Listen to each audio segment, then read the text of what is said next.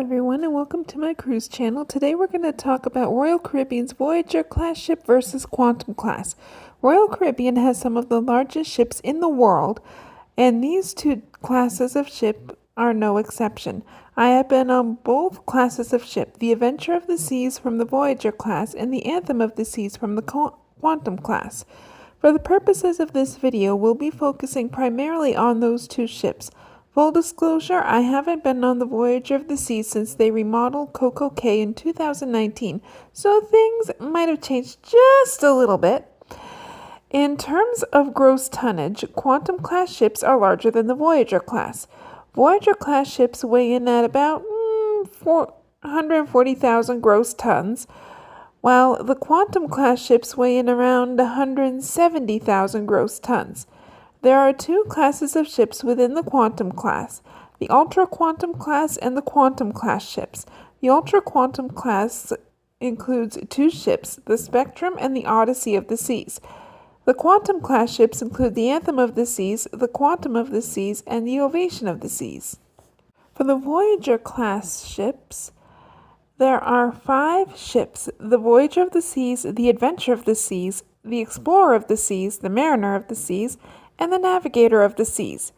Each class has a slightly different focus. The Voyager class tends to have unique amenities that focus on traditional cruising. One of these amenities available on the Adventure of the Seas, which is specific to that ship, is the child-friendly H2O zone. The Navigator of the Seas also has the largest water slide at sea called the Blaster. Quantum of the Seas tends to focus more on technology. One of the attractions is the Bionic Bar, where you can get your drink served to you by robots. They also have a wall puzzle that you can turn the light switches on to help solve. You can also ride the North Star, the highest viewing deck on the ship.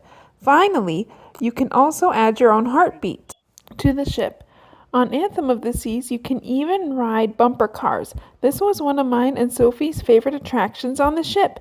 It's free for all ages, but get there early as lines tend to be very long.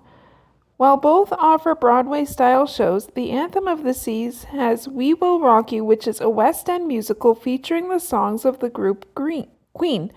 I love this show and see it every single time I go on Anthem of the Seas, since it's specific to that ship.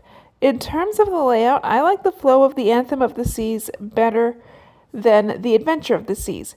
While the Adventure of the Seas has its unique viewing opportunities, such as the ability to overlook the bridge, I like the flow of the Anthem ships. So, my seasoned cruisers, which do you like better? And as always, bon voyage!